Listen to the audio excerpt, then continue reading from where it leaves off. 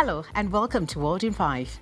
President Emerson Mnangagwa is in Yokohama, Japan for the 9th Tokyo International Conference on African Development, where Zimbabwe is seeking to woo investors from one of the global economic giants. Established in 1993, TICAD focuses on promoting economic development, social progress and peace in Africa and globally. Specific areas of focus for TICAD include infrastructure development, industrialization and economic growth, health and human development, agriculture and food security, peace and stability. Finance Minister Professor Mthuli Ncube, who is part of the delegation, shares some of the issues to be discussed at the conference.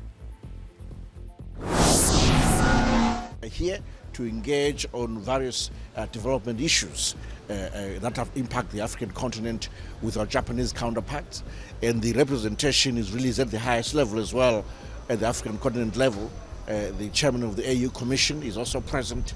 The representation from the UN Secretary General's office, the World Bank, among others. So really, this is a big story.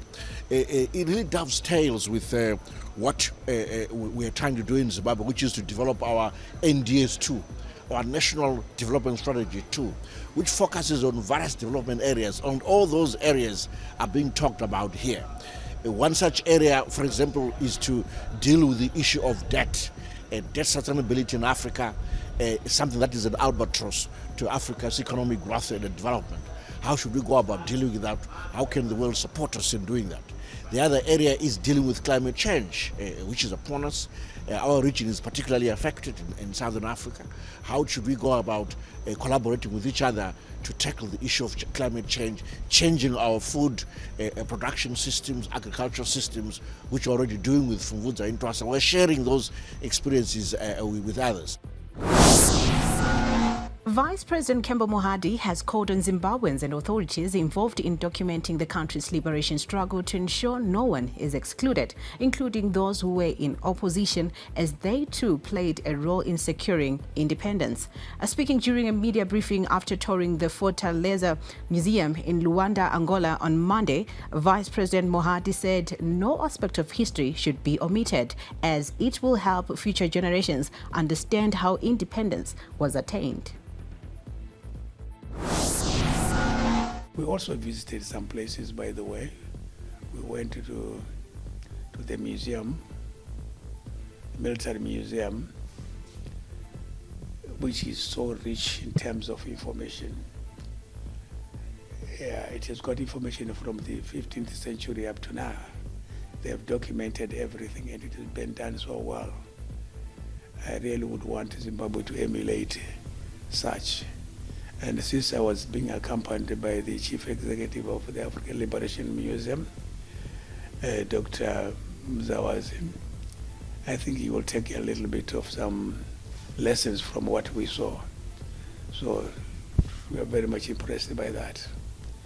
We need to capture our history in that manner, so that those that come after us are able to follow step by step of what we did in terms of the liberation of the country. A 21-year-old man from Harare's Budiriro area died at the weekend after bleeding profusely from wounds he inflicted on himself.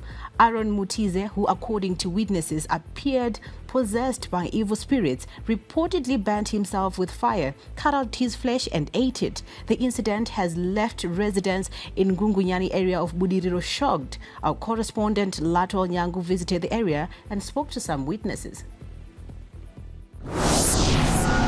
Just like the biblical legend was overtaken by dark forces, so too was Aaron Mutize.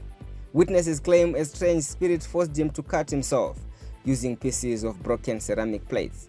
They claim he drank his blood and ate his flesh. With his hands trembling, he threw himself into the fire. Amboya Ashumba, a friend to Aaron's mother, can still hear echoes of the young man wailing as he begged God to save him. He was too powerful to be restrained. Aizvicheka nebanga achianza zvaakaita akazvicheka achiita muchinjikwa mutatu kumabhazuva pawoyemba mukati memba wotarisa futi rimwe saidhi wozvisa muchinjikwa mutatu yeropa rake azvisa muchinjikwa mutatu yeropa rake akazodhora akazoita ropa rese dho raita dhoro parese, akabva azomabhagla bhazi nechii zvese akanga akuzvipenda neropa rake. Ropa rake rakanyanya kubuda zvakanyanya. Ropa ndo rakanyanya kubuda zvakanyanya nekuti dai maiona zvakaita pamba nekupenda kwaita nekupenda mumba, iropa raibuda mumunhu. Saka ropa ndofunga ndo rakazomukanganisawo, saka anzi aizvicheka akapwanya pureti otora ozvicheka kudai obva umwa ropa riya. Saka paakaenda pabeyond ari kunzi akanorara pamadoto akanga aine moto. Izvo zvandakuzozviona zvangu, arara pamadoto anga aine moto, akazenga akuzvidya nyama yake yagocha iye yanzi nezvigunwe here, hanzi akatofa akuzvidya. Saka chiitiko chasina kumbotifadza muno mumusha kuti mwana akadaro, chii chakaitika kuti mwana azvidye ari mupenyu achifamba. The city of Harare says it is battling frequent sewer blockages caused by residents dumping solid waste into sewer lines.